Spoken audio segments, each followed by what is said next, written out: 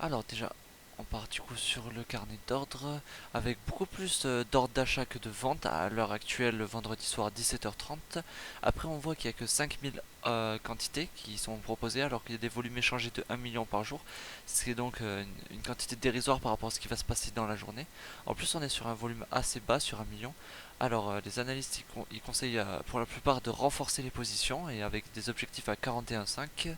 On voit ici conserver et renforcer un peu entre les deux avec 43 cette fois pour objectif et ici on est sur conserver vers le milieu et 43 encore comme objectif. Donc voilà, moi je suis plus sur un objectif à 36, je vais essayer d'être safe, après je débute donc je sais pas trop. Évidemment ça pourrait s'écrouler, voilà, les années sont plutôt confiants. Je rappelle qu'il y a une pénurie des semi-conducteurs qui les met à mal et qui va baisser la production du coup de voitures de Renault de 50% pour le second trimestre, qui va les mettre à mal. Après la politique du PDG était vraiment de passer sur de la qualité et moins de la quantité et d'essayer d'augmenter les prix.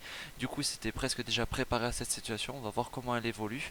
Il y a beaucoup de startups, j'ai vu qu'il y avait pas mal de startups chinoises qui avaient une bonne capitalisation boursière qui se lançaient et qui démarraient dans l'électronique pour les semi-conducteurs. Donc voilà, on va voir comment ça se passe. Je rappelle la sécheresse à Taïwan qui n'arrange pas la situation. Après, les États essayent de réagir. Je crois qu'il y a les États-Unis qui avaient annoncé qu'ils allaient gérer ça et que l'automobile allait être beaucoup moins affectée par la pénurie du coup des semi-conducteurs. C'était une annonce. Quand il y a eu cette annonce, Renault est bien monté. Enfin voilà, boum, c'était il y a 1 heure et boum, voilà. Exactement. Bon, on se retrouve lundi prochain pour la suite de l'histoire. Moi, je suis rentré à 33,5, donc voilà. Je suis un peu deg parce que j'étais presque arrivé à mon prise de profit. J'étais arrivé à 35,4 et c'était à 36 toujours. Et voilà, ça s'est effondré avant que j'ai pu prendre mon bénéfice tout simplement. Allez, sur ce, à lundi.